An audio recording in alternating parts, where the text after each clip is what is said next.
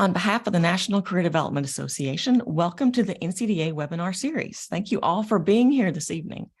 I'm Melissa Venable, NCDA Director of Professional Development. And before we get started, I want to share just a little bit of technical information with you. During the webinar session, please keep your microphone muted. We encourage you to either type questions that you have into the chat or to raise your hand during the session.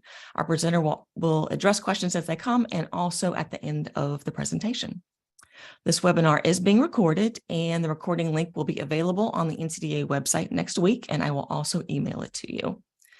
This program is approved for 1 contact hour of continuing education. Those who registered for the webinar can log into their account on the NCDA website to view their CEU transcripts beginning next week. And any groups that are here attending will need to submit their sign-in sheets after the session to receive those CEUs. Please contact me with any questions you may have. My contact information is in the email message that included the Zoom link. So again, I'm Melissa Venable, and I'm great to have you all here. I will now introduce today's webinar speaker. JP Michel partners with career advisors to unlock new career possibilities for confused students. JP's work in leadership and career development helped him to create the challenge mindset, an approach to career exploration now used in hundreds of schools and post-secondary institutions. Over 50,000 have used the challenge mindset cards to look beyond job titles and broaden their horizons. JP is a TEDx speaker and has a master's degree in industrial organizational psychology. JP, thank you so much for being here. At this time, I will turn it over to you. Thanks, Melissa, and thanks for hosting. I'm thrilled that so many people showed up, and I'm excited, and I love the energy because some people are already starting to introduce themselves in the chat. If you haven't yet, can you please do so? And if you have already, would you be willing to add to your intro? Could you add, I'd love to know where you are, first of all, maybe which institution you work for or with, and maybe for fun, so we get to know each other a little bit, what you're watching. So I'm going to join in the fun. I'm in Ottawa. The name of my organization is Spark Path, and I'm watching a lot of kid stuff these days. I have 2 toddlers, and they're watching The Iron Giant. I think it's from 1999. A lot of fun, Iron Giant. What about you? Hey, Amanda, welcome. Harvard Extension School, Vera or Vera. I don't know how to pronounce. I don't know if it's Vera or Vera.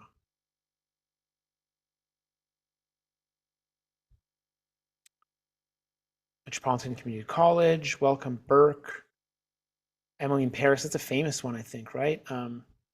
And also one thing I know about you, Burke, is you've probably been to Machu Picchu, unless it's part of like your aspirational goals, which that would be really cool as well.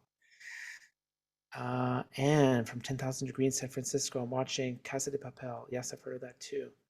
Welcome, Shirley from Rowan. Mary Ellen, Wisconsin, director at St. Norbert College. Started watching Yellowstone. Great to see you, Marilyn. Oh, yes, and I'm participating this year for the first time at Asia Pacific. Thanks for having me. Amy Adort, game shows, welcome. Stephanie Charleston. Pinnacle Chatter Academy's annual open a new one soon. NCIS, Delisa, everyone. Maybe you don't, I love reading all of these. I'm sorry, you probably have read all of them faster than I can read them out loud. But thanks everyone, Jennifer, Trish, Paula, for being here. It's lovely to have you here. I'm really excited about our topic. I'm gonna do some talking today. I want to share some really innovative ideas from different colleges and universities across North America. I'm also going to do some listening today, listening to you specifically, because I have questions for you. I want to hear your ideas to this. I want to hear your ideas. I want to hear your reactions to this stuff. And I want to hear, how does this serve your students? I think that's why you came here. You care deeply about helping students reach their potential. You want concrete tools and resources and ideas to help you do that, and can't wait to share these with you. And I hope you'll participate with me along the way in discovering that. So I'm going to share my slides for this session. Just so you know, you're welcome to take notes today, but if it's useful and you want to see my slides yourselves. I'm going to give you the link right now in the chat. You can either follow along there or even have them as a takeaway after the session in case that's useful for you. I chose the title Innovation in Career Development because this is one of my areas of interest. You hear a call for action for all higher ed institutions to continue to change as the world changes around us. And there's so many great folks in career services doing fascinating work, and I'd love to share their stories with you tonight. To give you a perspective on my perspective, I come from the world of industrial organizational psychology. That's what I did my master's in. I got to work for a Pittsburgh-based company called DDI, Development Dimensions International, and they work in that space of human resources consulting. So I did training, coaching, and assessment. I learned things from all these different organizations, including their philosophies on career development. And I used that knowledge to create my company called SparkPath. So that's where a lot of my ideas come from, and I'll share some of those stories along the way with you. But let's make this very relevant to the people that we serve. I'm going to talk a lot about students today, and you may work with students directly. If you do not work with students, please replace the word students with clients or adults or whoever you serve. I think you'll find that a lot of the ideas we talk about today serve beyond just students. Welcome, Julie in Atlanta. I want to talk about Devin's story to kick things off. I'm going to talk about flipping the model and using a challenge mindset to help students like Devin. I'm going to show you a few case studies of innovation on campus, and then we'll talk about how this applies to you. Let's start with Devin. Let me tell you about him. He's first generation. That means he's the first in his family to go to post-secondary, and he's a first-year student at a mid-sized university. And he's majoring in social sciences for now, or so he thinks. That's the plan. He's unsure. He's confused about what he wants to do. And unfortunately, this confusion is causing him major anxiety. What's the anxiety? Well, you've met tons of students like Devin. What's happening with him is he thinks he needs to pick one thing. What's the one thing? Well, not just the major. He actually thinks he needs to pick one job title for the rest of his life. Why? Well, it's not your fault, okay? But before he met with you, he was asked, what do you want to be when you grow up?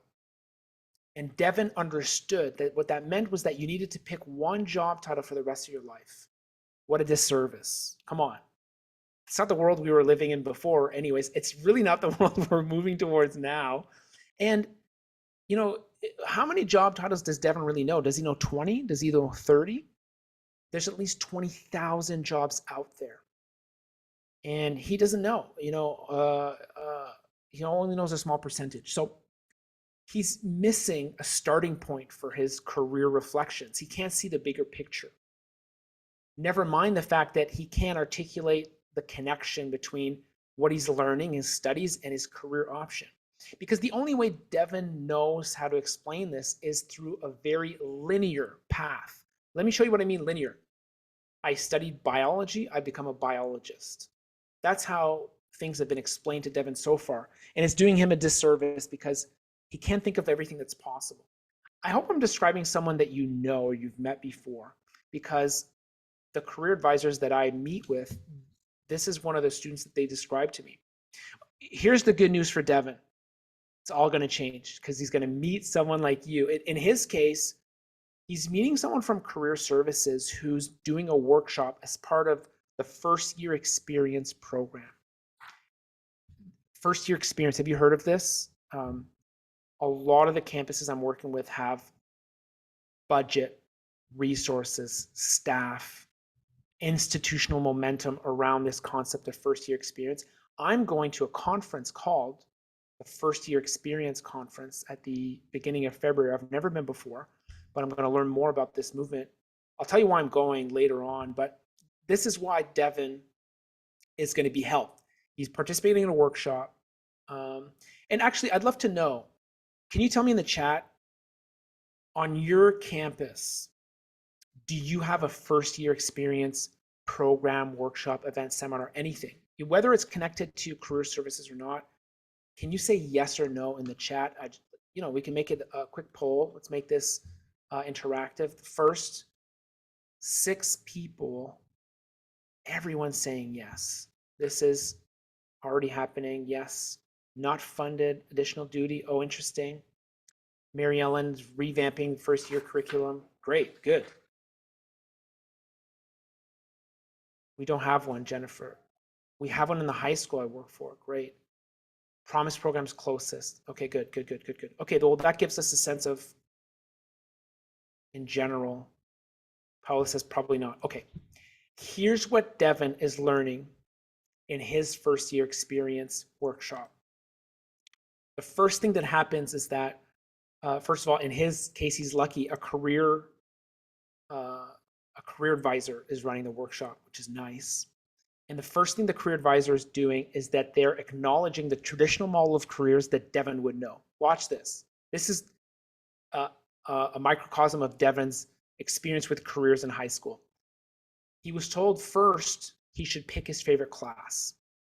If you like math, then you can go on to college or university or community college and study a math-related program. Pretty simple, right? It's directly connected. And then as a job, you could, for example, you know what? If you like math, you could study accounting. Let's do that example. Math, accounting, become an accountant, work for a firm of accountants, very linear. And then eventually, Devin would realize, well, what does an accountant actually do? Like, what problems do they solve in the world? And this is like 5 years after his studies, after his career, right? So maybe Devin, when he gets to be an accountant that's productive in a firm, he realizes, I help companies pay as little amount of tax as possible. And I hate that. or not. Maybe you love it, but it took a long time to get there. The aha moment in the first year experience class is that today, Devin will flip this model on its head. In the program, he's going to explore challenges to solve in the world first. Problems, challenges, and opportunities. Then the career advisor will show them that you can find companies working on those challenges, the people that work there, what jobs do they have, and what they had to learn to be able to do that. This is surprising for Devin because it's the opposite, it's flipping the model. Yet, when he sees this slide, he gets a tremendous sense of relief. Do you remember the anxiety that the old model caused him? For some reason, this model caused him a lot of relief. And this is a big shift for students like Devin because, job titles is what they're used to. If we show them challenges, problems, and opportunities, that's something new. Let's play together with this concept, if you will, because I want you to feel that experience that he had in the workshop. Quite simply, the career advisor put up 2 problems, 2 challenges on the slide. And then she asked Devin and his peers, which challenge would you rather work on? Invent new biotechnology or promote healthy living? Can you please play with me in the chat? Can you please tell me which challenge you would rather work on? You don't have to pretend to be Devin. You could just be yourselves. Which challenge would you rather work on? Can you write out either invent new biotechnology or promote healthy living? I'd love to know your choice, your vote. Big consensus here so far. Promote healthy living with the strong lead. Oh my goodness. Do we have one contrarian that is picking invent new biotechnology? And if we don't, I'm completely okay with it. Just curious. It's a landslide victory for promote healthy living. Amazing. Okay. Would someone be willing to tell me why they picked promote healthy living? In this case, this might be a good time to unmute if you want to. I want to know why you want to promote healthy living. Why did you choose that challenge? I'm curious.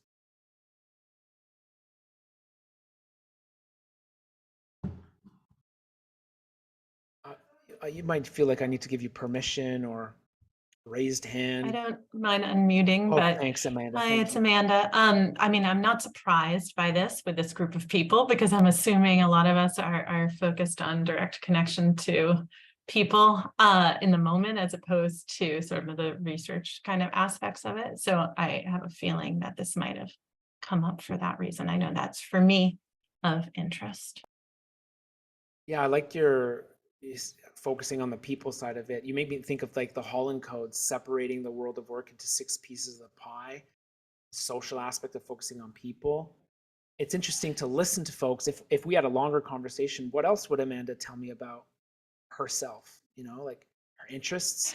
Maybe eventually I discover some of her strengths, values, systems of beliefs, opinions. I love listening to why people pick a challenge.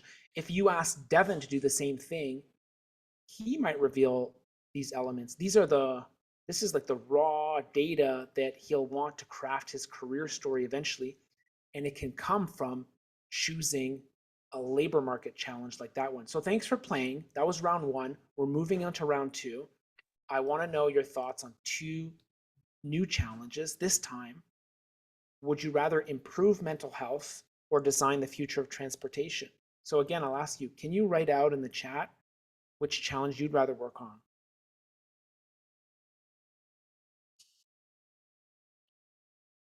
So Amanda, if you don't mind, if I use your theory, like improving mental health is helping people, right? So think about who we have on the group here. We have people who are very well equipped to help others. Is anyone going to pick design the future of transportation? Not so far. Okay, I think most people have voted. So let's go to the finals. This one is a bit more complicated. You're going to have to choose challenges from 2 different slides. The 2 winners, if you remember, are promote healthy living or improve mental health. So for the finals, this is for the big winner, the championship. Would you rather promote healthy living or improve mental health? This is our final round. Oh, maybe people are going to hesitate. Liz went first, jumped in. Promote healthy living. Great. Improve mental health. Uh-oh. There's no consensus this time. We've got different people voting. Is this hard? This one's harder to do? I love it. Keep them coming in. Okay. So you're living this experience of what Devin's living. And in Devin's workshop, the facilitator, the career advisor, chose some strange words. Okay. She said, okay, congratulations, improve mental health, you win. And promote healthy living, you lose. Whoa, lose. It's a bold word. Well, there's a reason that she chose this word. It's to provoke Devin because she wants Devin to think about the following message. If you don't choose the challenges you want to work on, someone else will choose for you. And this shook him up a little bit because he hasn't thought about it that way before. You know, for him, for some students, they might have chosen their major already. They want to go into mechanical engineering. And what will they do when they graduate? Are they going to send their resumes to 50 different companies and hope that somebody applies? Hope that somebody replies? A lot of students do that, but what are the chances that those companies are aligned with your values? What are the chances that they're working on the challenges that you care about? So for Devin, he lived this activity through a game called the Challenge Face-Off that I all invited you to play. And by the way, like I gave you my slides. If you want to play this, feel free to make this activity your own. But that's the spirit behind it. When I've done this with students in person, I actually ask them to vote with their feet. So they go to one side of the room or the other based on the challenge they chose. Imagine the energy it generates. Your friends might go to a different challenge than you. Oh no, why? You might have some debates on why you chose your challenge and why that's important. You might have people standing right in the middle between both and they're not sure, they want to be convinced.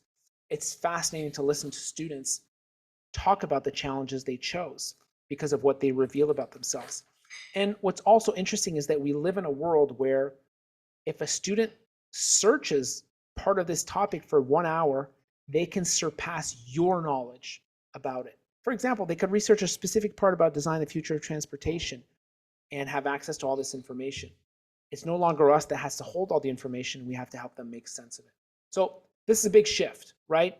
This is what Devin lived and looked at challenges first, then looked at learning. Let me pause here because I want to get your reactions to this idea.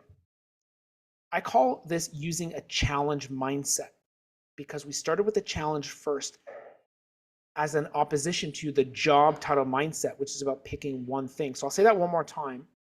The challenge mindset's about exploring interesting challenges to solve. And the job title mindset's about picking just one thing. Can you tell me how using a challenge mindset would help the students that you see? I don't know if the students that you see are similar or different than Devin, but I'd love your perspective because we all probably work with different folks. So this one you can either answer in the chat or feel free to unmute, share your perspective. Valerie, it's like identifying your why. I love that concept. Simon Sinek, Start With Why, famous TEDx talk. Viktor Frankl is all about meaning and purpose. And without a why, it's difficult to do all the other things that are going to come through. So that's a great way of explaining it. Paulo, you said broaden their perspectives, which is good. For someone like Devin, they needed their perspectives broadened because he only knew about a handful of things that were available. Stephanie says it empowers them rather than limits them. I love that word, empower. I would agree. Mary Ellen, as a liberal arts college, using the challenge mindset allows students to look at multiple transferable skills they are learning in their major and apply to multiple scenarios. I love that way of looking at it because it can be very hard for liberal arts colleges to articulate how those skills apply to the real world. Great description. Jennifer, it's a different way than exploring your passions or interests. What if a person's interests are not what they want to make for a living? That's good. I've stayed away from that question myself. What's your passion? Because I found that for most students, it doesn't get them closer to where they're trying to go.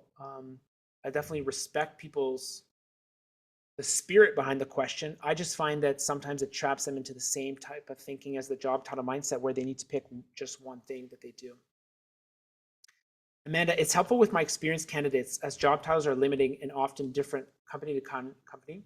We always focus on impact that they want to make, big picture, like the challenge and daily. That's good. Thank you. Okay, great feedback. I love it. Melissa, can I do a tech check with you? How's the audio? Is that too loud? Like, can you hear that noise in the background? Yes or no? Yeah, we can definitely hear. That's not good.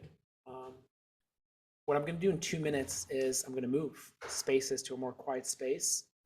And don't worry, I'll have a powerful reflection exercise for everyone to do during that time. You okay with that? Perfect. Okay, good. There's a few more things I'd like to share with you before we do that. When students like Devin do this exercise, something funny happens. They get the sense that the world needs them.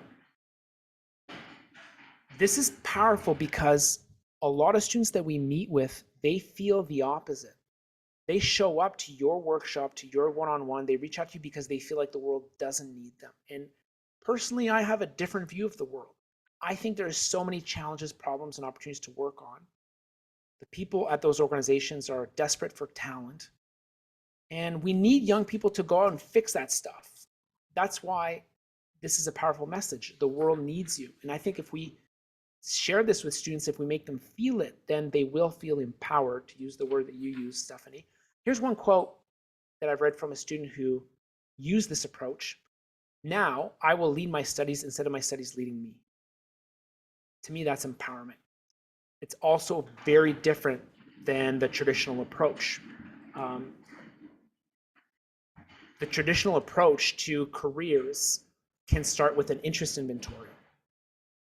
You've seen an interest inventory like this before, right? Do you like to buy and sell stocks and bonds? In this case, I would argue that for Devin, if he's never heard of a stock or a bond, like probably I hadn't when I was 18, that's just my upbringing, right? I hadn't heard about that. It's very hard to say I like stocks and bonds if I haven't heard of it before. And I like to learn a lot from Rich Feller, who's a past president of the National Career Development Association. He has a good take on this. The phrase that he uses is exposure bias. So why don't we look at it through the lens of what Devin has been exposed to or not before. If someone hasn't been exposed to a scientific or technical career, they're less likely to report an interest in that job paths. It's hard to be interested in something you know nothing about. I've also heard this called the mere exposure effect. And it's very important that we step back and analyze the tools that we're using, right? Because we want to make sure that Devin reaches his full potential. And one book that I loved last year that I read is The Adaptation Advantage from Heather McGowan. And she has a similar take on this. She says, choosing a future self from the portfolio available in a child's family and social structures serves to replicate the conditions of that structure into adulthood. I don't like the sound of that. For so many of our organizations, equity is one of their driving goals, right? That's what careers, that's what higher ed can do. That's what education can do. That's what career services can help with. So if Devin is asked, what do you want to do or what do you like based on what he already knows, there's a risk because what he already knows might be his environment, his family, his circumstances, his neighborhood. And if we focus him on what he already knows, we risk reinforcing his status quo. So I'm going to pause here and I'm going to move, but I just want to let you think about this for a moment, and then I want to come back and get your thoughts on. I guess one way I could phrase it more directly is, what's the balance in career services that we need to strike between helping people discover who they are and who they want to become, their past selves and aspirational selves. And I will be back in 30 seconds in a much wider area.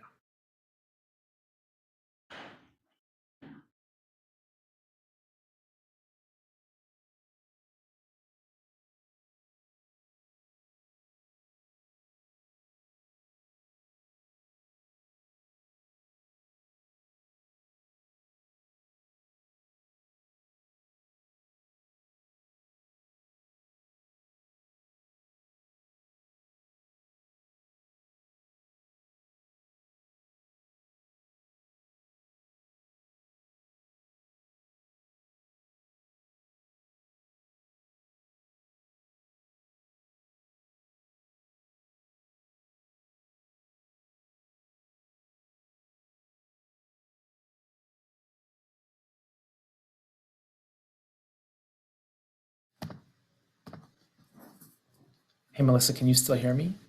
Yes, that was fast also, very, very quick moving. I'm sorry? You were very fast in making that move, and yeah, it sounds fine. You've seen me hop over those tables. So yes, I told you we wouldn't have any tech problems, but here I am. I didn't anticipate, some normal things that happen, at 7 o'clock in a shared workspace, in a co-working space. Okay, so thanks everybody for your patience with that. We don't need to worry about the noise anymore. But I love this topic where we're at currently because it talks about equity, and so many folks I meet with in career services, this is top of mind. Some of them have embedded equity, diversity, and inclusion directly into career services. Some of them have job titles that are reflected with that, which is wonderful. Any questions, comments, reactions to that in the chat before I move on?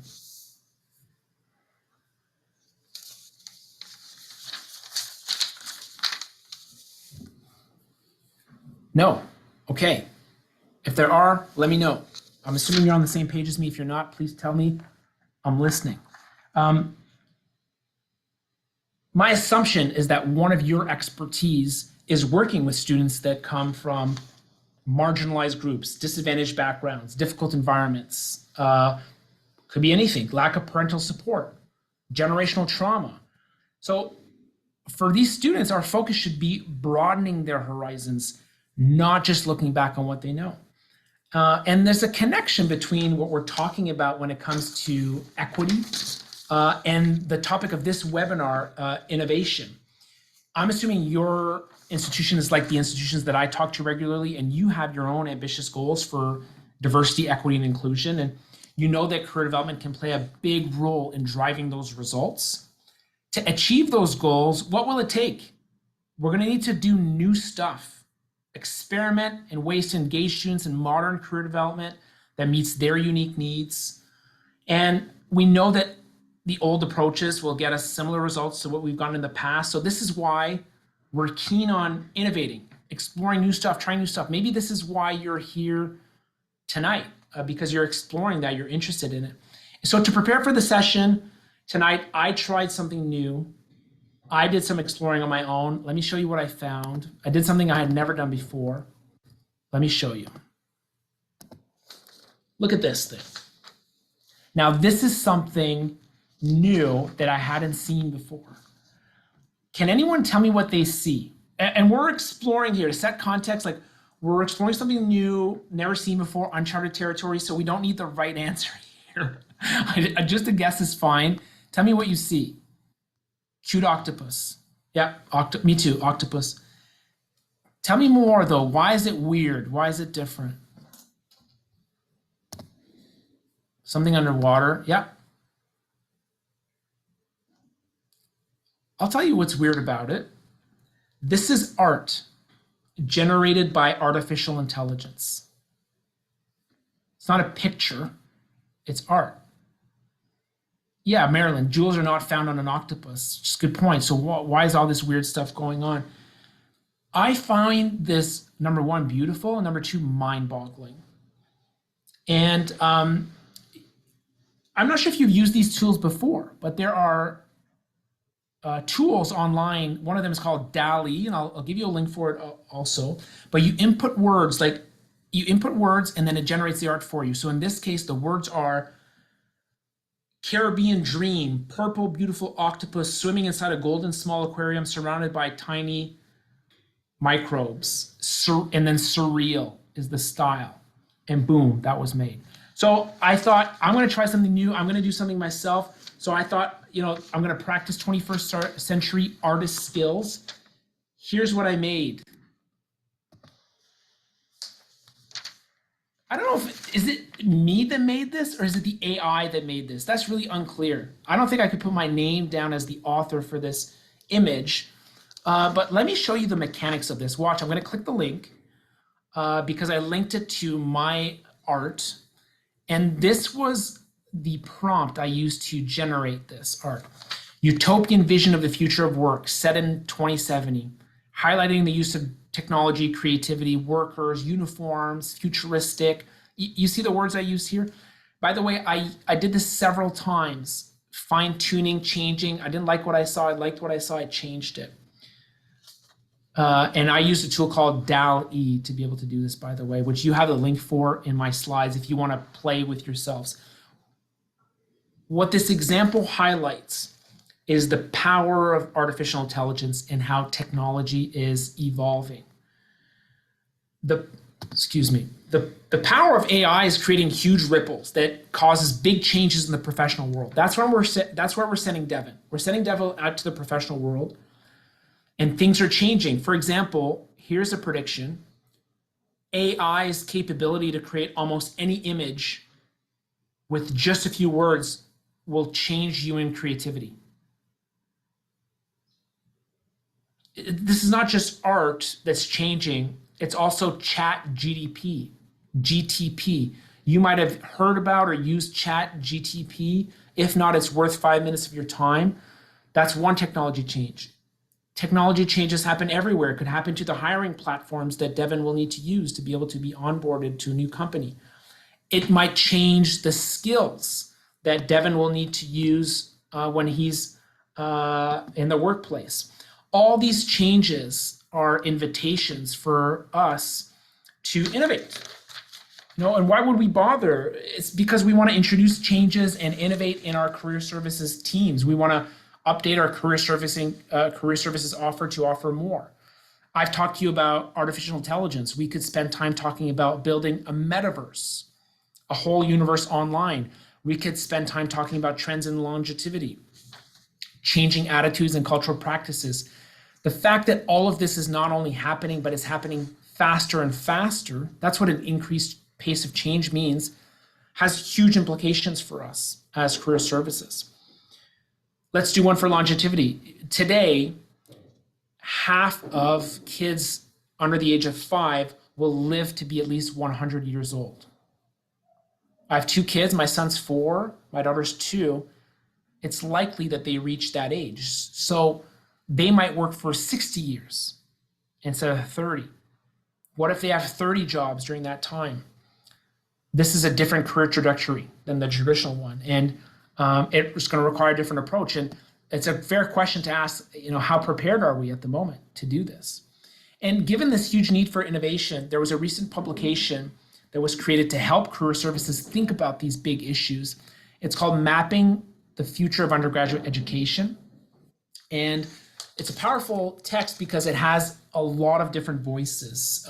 25 contributors, 4 countries, 11 institutions and social enterprises. And for anyone looking for more insights into innovation, to career services and how it's changing, I'd recommend this resource. I wrote one of the chapters on the challenge mindset, which features the evidence and the theory behind some of the ideas that Devin was exposed to in that first year experience workshop. So it's something to check out. Okay, I want to give you some more practical on-campus examples of innovation. The first one that we talked about, I call the challenge face-off. There's a bunch of schools already using this approach to introduce a new way of looking at careers on their campuses. Some of them use the same slides that I showed you. Today when we did, do you choose this challenge or that challenge? I call those the challenge cards. Here's one example that's very popular for career advisors: help people reach their potential. These cards are actually a tool that I launched at NCDA in 2017. This is a tool that I used when I was doing career coaching one-on-one with students because I had a huge problem.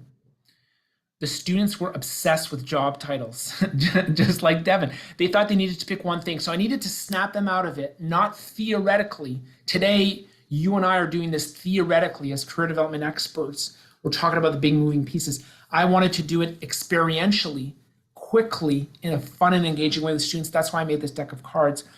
The concept took off, and now that deck of cards that I'm talking to you about is a little bit all over the world. There's 30,000 decks of physical challenge cards being used, and over 50,000 students have done the digital version. We've got 100 institutions that are using it so far, and the goal was create a new conversation about careers on a global scale. And it's about this flipped model: challenges first. So what are some examples of innovation that I'm seeing? Well, you can help students build their own challenge profiles. I would argue that maybe you don't do that on day one with Devin, when he's just been introduced to the challenge mindset way of looking at things in that first year experience class. Maybe you help him build that in a workshop, in a seminar, or over time. But I do like to show students like Devin a real life examples. Here's one. This is specifically for Idaho. The challenge you could pick would be to create meaningful experiences for others. That's one example. Well, who creates meaningful experiences for others? What about the state parks in Idaho? What about this company IndieWell? What about Black Box Virtual Reality? They all have different ways of working on that challenge. And we found people working at those companies. We connected their LinkedIn profiles. We looked at, well, what are they doing as jobs? And then what did they have to learn to be able to do that? And this is a new way of looking at education for someone like Devin. Like, instead of going to college because you have to, you're going to college with a why. I'm learning so I can contribute more to the challenge I care about. When you show up with that kind of why, you don't go to class in the same way. You don't go to class because you have to or to get a good grade. You go to class because you're leveling up and you're going to contribute more to a challenge you care about. And that's a different way of looking at things. So I want to tell you some specific examples within all these buckets that I'm seeing on different campuses. First of all, I've told you about the challenge cards being used as a tool to explore challenges. There's so many ways to do it, though. If you wanted to do this tomorrow in a workshop that you're hosting, you could use something like the United Nations Sustainable Development Goals. I'm giving you an acronym warning. I just have the acronym in the slides, but the full title is United Nations Sustainable Development Goals. And they have these concise problems to solve that you could get students to choose from. Another tool I like is Wazoku. Wazoku is a platform that companies list problems they need solved, and they pay people to solve them. And you could submit a bid and win, I don't know, it depends on the prize, $5,000 or $50,000 based on the unique solution you find to that problem. That's a unique way to introduce the career conversation, but in a way that's directly related with the labor market. It shows real labor market needs. Working from there, how do you research companies working on those challenges? There's a few tools that I like. I love LinkedIn for that. I like AngelList. I've used Crunchbase. Some of the schools I'm working with use something called BuzzFile, and you can feel free to explore all those tools. But making that connection between challenges and companies is a key way to make this come to life. Next, how do you find people who work there? Well, LinkedIn's pretty good for this because you get to click on the company name and you find people who work there. The big shift for me in recent years has been not just encouraging students to do informational interviews, which I highly encourage them, but I add a step before that. I want them to follow people. There are so many content creators speaking about the challenges, the jobs that they're interested in, the skills that they're interested in, that they can follow and learn from at the same time. And that's a new innovation in the career space that many students can take advantage of. Like, I'll give you a tactical way to do that. If you ask students to search for those terms or challenges that they like, they can actually filter for posts, authors at the companies that they're working with, and now they can follow content creators at the companies that they admire or look up to. You can't do this for every industry or every specific company, but there are, there's a mass of people out there for students to learn from that all it takes is a few, setting up of a profile. So I find that quite a powerful tool because it makes the whole thing come to life. Here's another innovation when it comes to learning. Instead of asking students to pick a major, what if we ask them to pick a mission? This is driven by a challenge mindset. So you've got a mission that you want in the world, and then you work backwards to figure out what can I learn to be able to do that. And that tends to be a way of looking at things that resonates with a generation who wants to have a positive impact on the world.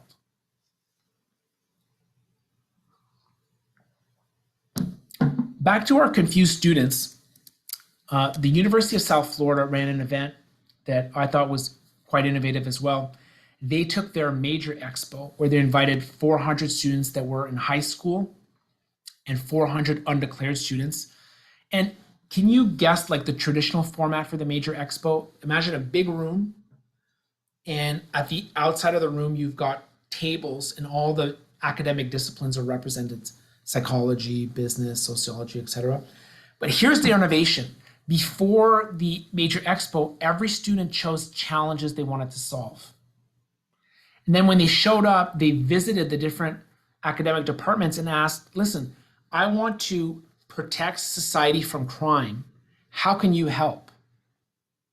And then it was up to the psychology department to explain, well, we give you research skills. We help you understand how the mind works. And this is how it could help you protect society from crime. And then they could go see the business department. Well, business, you can't help me with this, can you? Like protect society from crime? Like I should go see criminology? No, wait. You're likely going to work for an organization that's driven by these key functions. If you study in business, you're going to learn the key functions, find one that you can contribute in and directly contribute to that department that will help work on that challenge. So now the wheels are turning for students. Now they might think, you know what? In the real world, it takes an interdisciplinary approach to solve a problem. That's not what Devin was thinking coming in. Remember the linear mindset he had? Like biology, biologist. Protect society from crime. Well, you need to be a police officer to do that. It turns out that police officers aren't the only ones contributing to that challenge. There are policymakers. There are cybersecurity experts. There's so many different people that can contribute to that. That's the University of South Florida. In Canada, Western University was the first to use this concept, and a career fair. So what's the traditional career fair? Come meet the companies that are coming to campus, are local, talk to them about the salary that they offer and the jobs, right? What if every student came in knowing the challenges they wanted to solve, and then they could explore which companies are working on those challenges? That's a much more purposeful approach. Imagine the different levels of dialogue, right? They're asking questions. Well, how do you work on promote healthy living? How do you help with that? I didn't see the connection with how you do that. And then the employer can explain, and it's a much deeper conversation than the traditional approach. So that's how Western set it up. Since then, Arkansas, Miami University in Ohio have done this. They get students to do the card sort, and then they show up, to find the companies that resonate with them. I'll give you one more, and then I want to pause to get some of your reactions to, this way of looking at things. But one of the approaches that I've seen is, how do I introduce the concept of careers to make it relevant for faculty? What's different between Devin and a faculty member? There's a lot, age, experience, but both of them don't have your level of knowledge and understanding of career development. And what I've seen is the same game that Devin played to choose challenges is just as exciting for faculty for different reasons. But I have also seen, like, this webinar that we're doing together, the theory, not as interesting for faculty. They love the experiential choosing challenges because, here's an example. University of Guelph has an arts and science program. Think of this as a version of a liberal arts program. And a lot of faculty had trouble articulating how this helps. How does a liberal arts degree help you contribute to the world? And then when we connected it with language about challenges, your art history class is giving you critical thinking skills. And you're going to need those critical thinking skills if you want to increase sustainable energy. That was a lot in one sentence, but for that one sentence, that unlocked like years and years of like an unsolved problem for some faculty. So let me play that back. An art history prof convinced of the value of what he gives to young people. But not only can he not get students to articulate it, it's very hard for him to articulate it as well. But the language that he wants to use is, we're equipping students to contribute more to the challenges they care about. And I can highlight some skills in doing that. It could be critical thinking, it could be research, it could be different things. And I'm sure you would come up with a bunch of phrases that make those connections that are much more powerful than that. So what I've just shared with you are some unique innovations that I've seen on campuses that flip the model. Instead of looking at jobs, look at challenges to solve, to articulate the value of education and change the experience of going to higher ed for someone like Devin. To close off, I want to share some non-traditional innovation resources with you. And then I want to pause and I'm going to ask you, what was useful for you in this webinar, and how do you bring about change and innovation in your team? And I'm going to answer your questions. So let's go quickly through the innovation resources. I'm sharing some non-traditional resources. One of them that I shared was The Adaptation Advantage from Heather McGowan. And what I highlight from her book is the importance of adaptation as the most important skill for career success in her point of view. And why I think that's important is because Devin was set up for the opposite. His setup was locking into one thing for the rest of their lives and becoming an expert in that thing. And that might not be the right pathway for him and his peers to think about. Another career resource, non-traditional resource, is The Black Swan by Nassim Nicholas Taleb. And he highlights, with the words the black swan, unpredictable outlier events and how big of an impact these will have on Devin's life. And this book was a huge influencer to a lot of you who are familiar with the chaos theory of careers. And if you read their most recent book, they cite the black swan and specifically this author as a huge driver of some of their ideas. And again, if we lock in Devin for life, not only we're doing the opposite of preparing him for change that's coming. When we think about change that's coming in AI and our role, what Yuval Noah Harari does very well in his books, and one of them is Homo Deus, is help us imagine why our future will change and be different, and why our world, not just from a technology perspective, but even from a social, cultural norm perspective, is likely to change as things progress in our society. So that just helps remind someone like Devin that the world he'll be living in will be different than ours. I love The Future of the Professions. It was a boring read, but I still recommend the book because this is a father-son combo, the authors. They break down the most traditional, professions, doctor, accountant, lawyer, and they explain why the very linear tracks and the very nature of these jobs is being broken down and will be completely disrupted. And we've seen that already since they've written the book. So sometimes people learn about the challenge mindset and they kind of think about the exceptions. These professions are the exceptions. This is my starting off point when I know that the role of a doctor is being challenged and separated and atomized, that I know that, we need to prepare young people for change. I think I've got one or two more. The Inevitable from Kevin Kelly really helped me look at when I use DALL-E for AI or Chat GDP. My point of view is that these changes are coming, they're inevitable, and that kind of helps me absorb and practice and play instead of be fearful about what those changes will bring. So I like The Inevitable for that reason. Okay, pause, reactions, your thoughts. What's been the most useful part of this webinar so far? What questions do you have for me about the challenge mindset or the challenge cards? I'm all ears. Let me write that in the chat. Feel free to use your microphone, come off mute, or to type in the chat, everyone. Hi, this is Mary Ellen.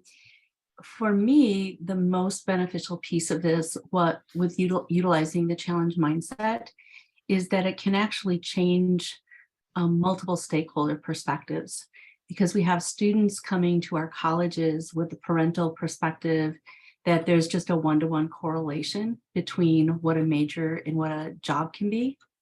And it's hard for us to change society as a whole.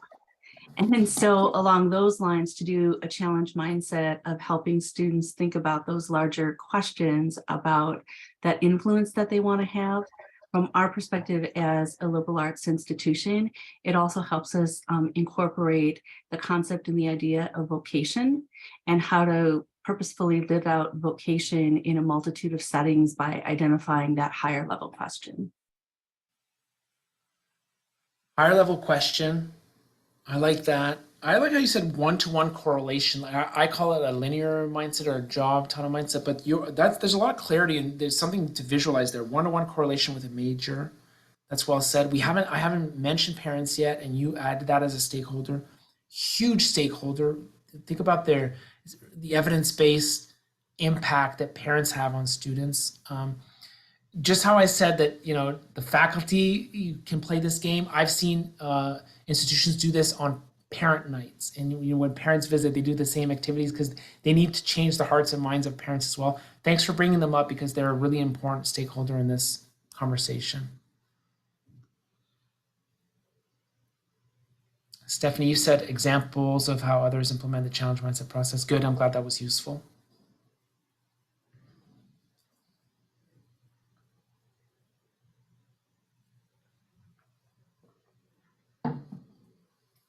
Other thoughts, questions, reactions?